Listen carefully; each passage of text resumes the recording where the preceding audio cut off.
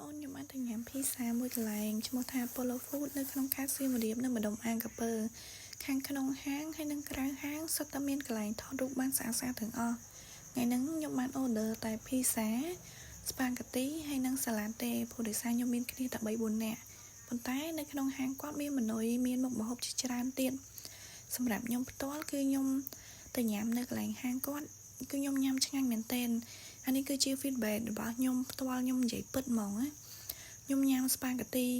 អស់ឡើង2ចានហើយចំណែកភីសាហើយនិងសាឡាដវិញគឺរសជាតិគឺឆ្ងាញ់មែនទែនហ្មងណាអញ្ចឹងបងប្អូនពេលល្ងាចឡើងដែរទៅដើរលេងនៅសៀមរាបបងប្អូនអត់ដឹងថាត្រូវទៅញ៉ាំអីទៅណាបងប្អូនអាចទៅសាករសជាតិនៅហាងរបស់គាត់បាន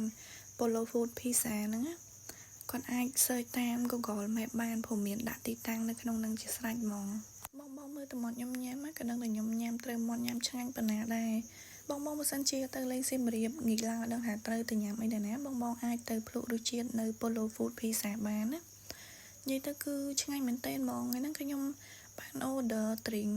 សូដាមកញ៉ាំដែរខ្ញុំចង់ប្លែកមាត់បដូររសជាតិអញ្ចឹងណាបងកុំភ្លេចទៅសាករសជាតិនៅ Polo Food Pizza ទាំងអស់គ្នា